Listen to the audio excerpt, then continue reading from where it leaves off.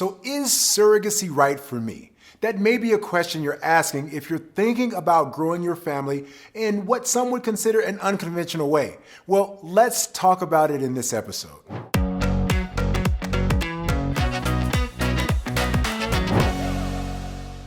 What's up? I'm Corlendo Scott, an assisted reproduction attorney in California, and my entire practice revolves around helping people who refuse to give up on their dream of growing their family have a baby through assisted reproductive technologies like surrogacy. So in this video, we're going to talk about, is surrogacy right for me? We're going to look at, well, what matters to you? I'm going to also ask you to count the cost, and we'll look at what that means. And finally, we'll discuss the involvement of others. Let's get right to it.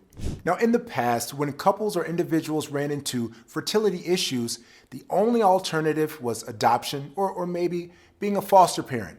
But thankfully, through assisted reproductive technologies, there are a myriad of other options for you to grow your family. So when we're looking at, do I grow my family through surrogacy? Is it the right thing for me? One of the questions to ask is, what do you think about the speed of the process? How quickly are you looking to grow your family? That alone can factor into whether or not you choose surrogacy. Some people believe that surrogacy is an even quicker option than adoption because of so many wait lists in the adoption world and so many people running into bureaucracy and red tape in getting through the adoption process that they say, I could have gone ahead and worked through surrogacy and been through an entire pregnancy by now.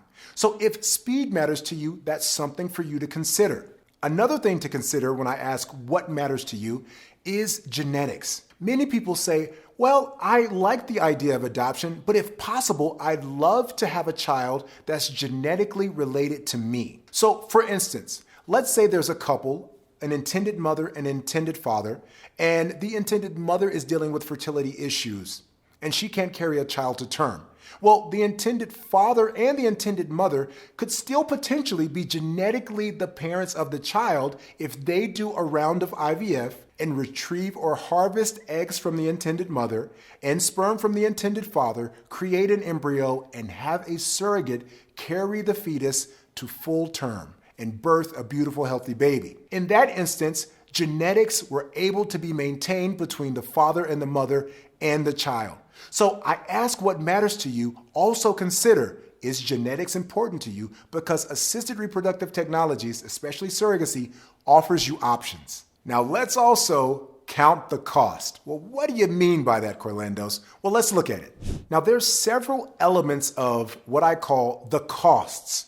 The first thing is exactly what you expect, the financial aspect of things.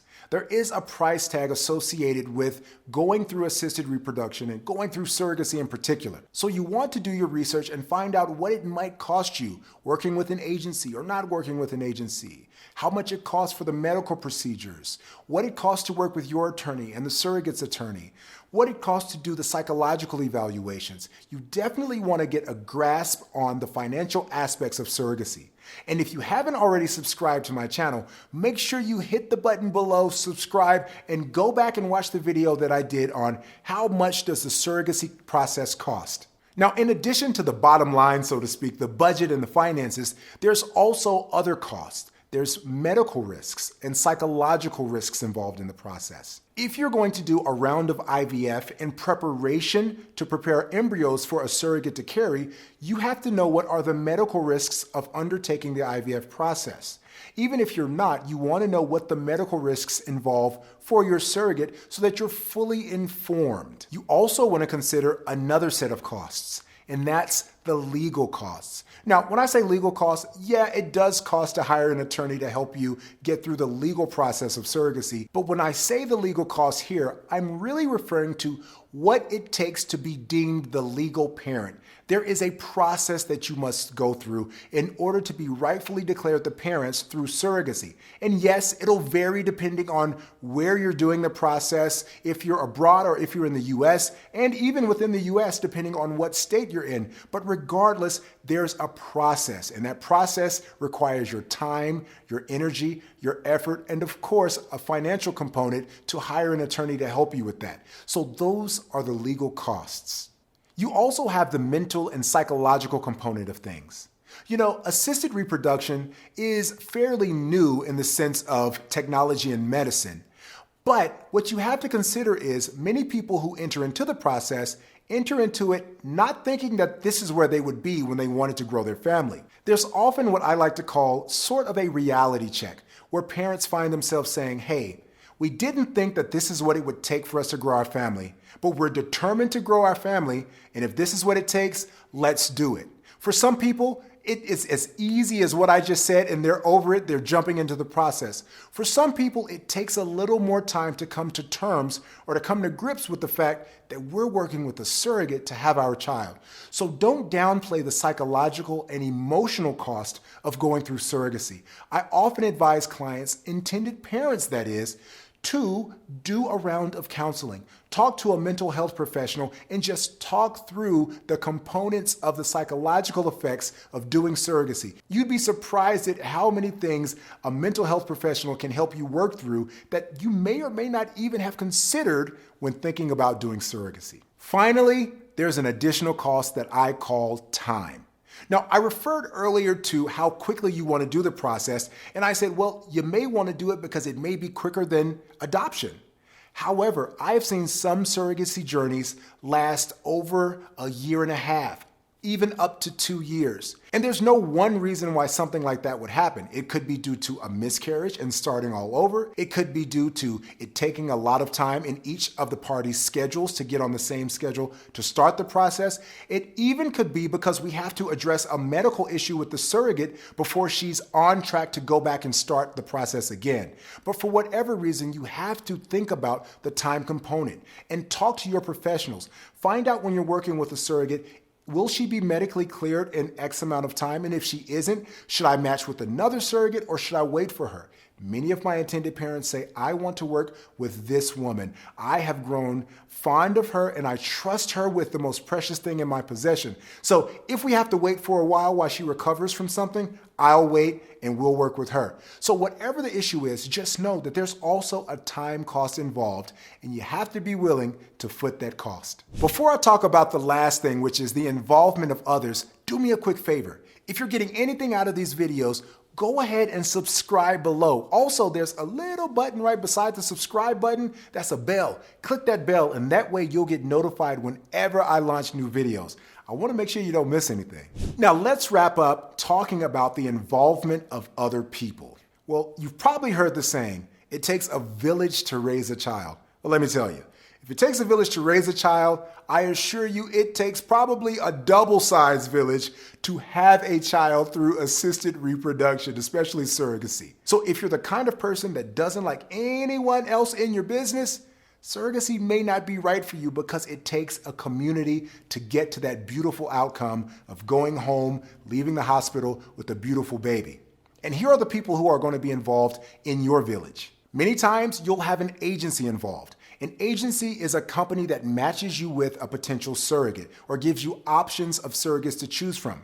A good agency will also be there to shepherd you through the process and handle the logistics of things like payment requests, things such as scheduling appointments, and keeping you abreast of the entire process. You're also going to have an IVF clinic, a reproductive endocrinologist on your team in your village. This is the person who's going to actually handle the medical side of things. We actually have to have somebody to do the IVF process, to do the transfer of the embryo into the surrogate's uterus, and to monitor her during the first stages of that pregnancy. I mentioned it earlier, but you're going to need mental health professionals on your team. Number one, for the reasons I said that I encourage you to talk to a mental health professional, but also because you want your surrogate to be psychologically evaluated and screened prior to making the decision to match with her. So you're going to also have a mental health professional in your village. Last but not least, you're going to need an attorney on your team. I say that because most states require that both parties in a surrogacy arrangement be represented by their own independent attorney. So you'll need an attorney by law to get you through the process. And here's a pro tip. Get your attorney on board at the very beginning. Hire your attorney before you hire anyone else. And I know you're thinking, Corlendos, you're an attorney, and that's why you're saying that. Well, I am, but I truly believe that. And here's the reason why. If you have to have an attorney by law anyway, You may as well make them earn what you're paying them. Have them on at the very beginning. Make them give you advice on that agency contract, those clinic consent forms, and anything else. Make sure you get the most out of that money you're spending on an attorney. So back to my point, you need an attorney on your team to draft the contract, to make sure that when it's time to finalize your parental rights in court, you have it done properly and in order, and to make sure everything's taken care of so that when the time comes for you to go to that hospital and prove that you're the rightful parent, you have everything in your hand that you'll need. And last but not least, I include this as part of your village. I say it's the ART community, the Assisted Reproductive Technologies community. There's no shortage of forums and Facebook groups and things of that sort on the internet for you to go to and get some advice, or to at least have a shoulder to cry on sometimes and talk to other people going through the process. You want to utilize everything at your advantage to make sure that you have the support system around you that you need to get the help to get through surrogacy and to your dream of being a parent. Speaking of team and people to have in your village, if you're watching this video, I have something special for you. If you click the link below, I want to give you my 3 T's of successful surrogacy. This is a training that I put together that shows you my framework for how to approach surrogacy. It's the same thing that I take all of my clients through. And that first T, you may have guessed it, is team. I'll hold off on the other 2 and let you click the link to find out, but click below and get your free copy of the 3 T's of successful surrogacy.